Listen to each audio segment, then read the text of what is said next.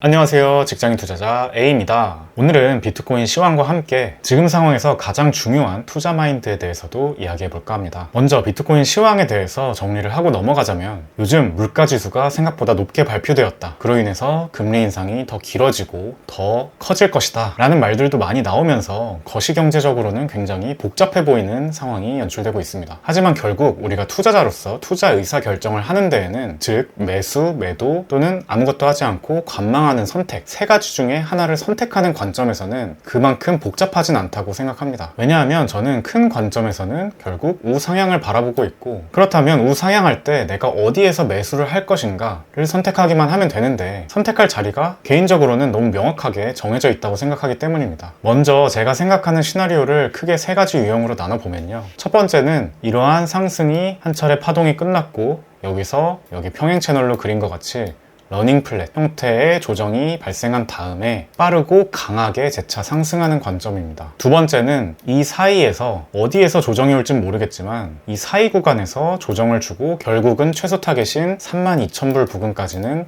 갈 것이다. 여기서 더 올라가는 것은 이러한 평행 채널의 중단을 뚫고 지지를 받으면 더 올라갈 수 있고, 그렇지 않으면 한번 조정이 올 수 있다 라는 관점인데, 그 전에 우선 이 박스 구간 32,000불 구간까지는 이번 상승장에서 올 것이라고 생각한다 라는 것이 두 번째 관점이고요. 세 번째는 약 15,500불에서 형성되었던 이 저점을 뚫고 내려와서 저점을 새롭게 형성하는 관점입니다. 이렇게 세 가지 유형의 시나리오 중에서 우선 이렇게 빠르게 2월 안에 저점을 갱신하러 내려오는 시나리오의 확률은 저는 낮게 본다고 지난 영상들에서 계속해서 말씀을 드렸었죠. 물가지수가 저번보다도 높게 발표되었음에도 조정 폭이 그렇게 크지 않은 것을 보면 여전히 단기간 안에 저점을 갱신하는 큰 하락이 나올 확률은 비교적 적다고 생각을 하고 있고요. 또 처음에 말씀드렸던 이렇게 러닝 플랫 이후에 큰 상승, 또 어찌됐든 물가라는 장벽 그리고 금리 인상 전망이라는 장벽이 가로막고 있기 때문에 단기간 안에, 즉 3월 23일에 FOMC 시점 이전에 빠르게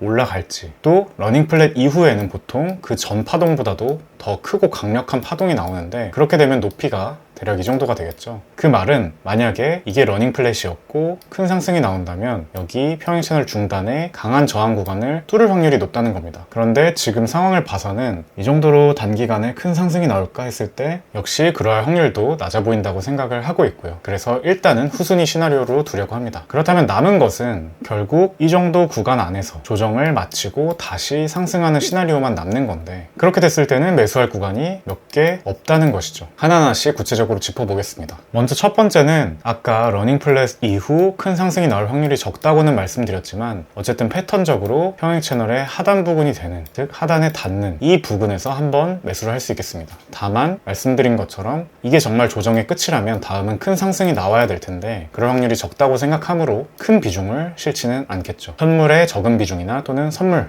단타를 들어갈 생각입니다. 두 번째는 이 지지선이 뚫리고 내려왔을 때인데요, 결국은 최저점에서부터 최고점까지의 피보나치 비율상 0.382 구간이나 0.5 구간, 즉 피보나치 주요 구간에서 분할 매수를 할 수 있겠고요. 또 지지저항 관점에서 봐도 제가 중요하게 생각하고 있는 비트코인의 최고점에서부터 내려오는 이 저항선을 뚫고 이미 한 번 리테스트하고 상승했는데 다시 한 번 내려와서 한 번 더 리테스트할 때 반등을 줄 것이라고 생각하고 이 닿는 부분에서 분할 매수하는 방법입니다. 여기서는 좀 더 큰 비중을 실으려고 합니다. 그 다음은 제가 저번 영상들에서도 말씀드렸던 것처럼 여기 이렇게 변곡점이 두 번 되었던 곳, 이 지지라인인데요, 단기간에 내려온다면 이런 모양이 될 것이고, 아마 이 저항선을 살짝 다시 뚫고 내려간 것처럼 하다가 빠르게 올려와서 지지받고 올라가는 모습이 될 거라고 생각하고요. 만약에 이 시점이 빨리 오지 않는다면 여기 시나리오로 몇 가지 그려놨던 것처럼 좀 더 올랐다가 내려온다든지 하는 모습이 되지 않을까 생각하지만, 어쨌든 가격적으로는 이 구간, 이 한 번의 분할 매수 포인트가 될 거라고 생각합니다. 여기까지 지키지 못하면 저는 개인적으로 저점을 깰 거라고 생각을 하고요. 그래서 분할 매수를 중지하고 나머지는 저점을 깰 때까지 기다렸다가 아래서 받으려고 합니다. 정리하면 분할 매수 포인트가 여기, 그리고 이쯤,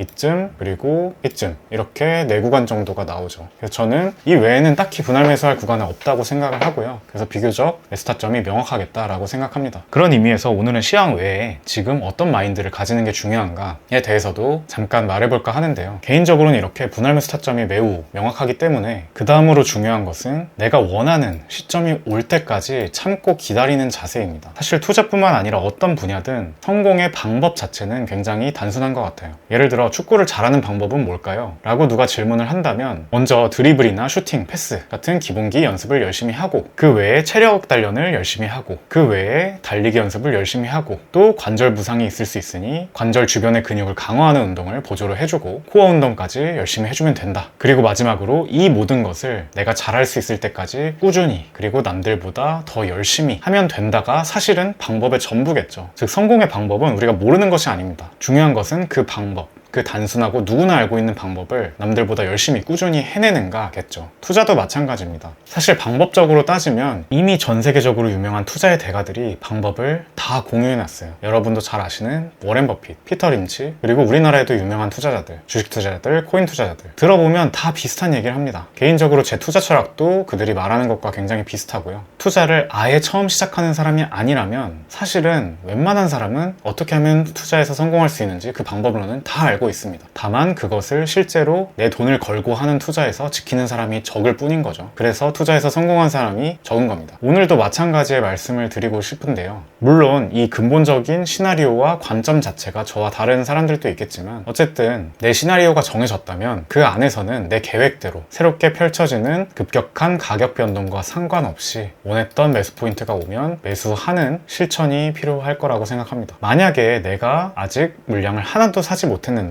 그냥 올라가 버리면 어떡하나요? 라고 생각하실 수도 있는데요. 그럴 때는 놓아주는 게 맞습니다. 그런 수익은 이미 아래에서 산 사람들한테 양보를 하고요. 나는 내가 생각하는 좋은 매수 타점에서 매수를 해야겠죠. 그래야 되는 이유는 크게 2가지인데요. 첫 번째는 내 마음 관리입니다. 내가 원했던 충분히 저점이 될 만하다고 생각했던 포인트들에서 매수를 하지 못하고 한창 올라가는 중에 매수를 해버리면 그것이 단기적으로 살짝이라도 떨어지면 굉장히 불안해지겠죠. 이 하락이 여기서 멈추고 다시 올라갈지 아니면 그대로 더 크게 떨어질지 모르기 때문입니다. 그래서 안 좋은 자리에 손절을 하게 되죠. 그리고 보통은 그렇게 멘붕을 당하고 안 좋은 선택이 몇 번 반복되면서 시드가 깎이기 때문에 애초에 최초의 매수를 굉장히 신중하게 해야 됩니다. 두 번째는 리스크 관리인데요. 예를 들어 내가 마음이 급해서 이렇게 한창 오르는 중에 이 고점에서 샀다고 생각을 해보죠. 이때 내가 할 수 있는 옵션이 몇 개 없습니다. 그냥 무작정 기다리거나 아니면 가격이 내려왔을 때 물을 잘 탐으로써 평균 단가를 이곳에서 중간 정도로 낮추고 단기 반등에 탈출하는 방법이죠. 그런데 가격이 충분히 낮지 않으면 이렇게 물타기를 해서 빠져나올 확률도 낮아집니다. 그럼 결국 손실로 이어질 수 있는 거죠. 정리하면 제가 최종적으로 드리고 싶은 말씀은 지금은 급한 마음을 잠시 내려놓고 내가 생각했던 자리가 올 때까지 기다렸다가 계획대로 매수하자는 것입니다. 구독자분들은 모두 현명하게 잘 선택하실 거라 믿고요. 높아심에 말씀드려봤습니다. 그럼 다가올 3월도 모두 성투하시길 바라겠고요. 오늘 영상은 여기서 마치겠습니다. 끝까지 시청해주셔서 감사하고요. 저는 다음 영상에서 더 좋은 내용으로 찾아뵙겠습니다. 직장인 투자자 A였습니다.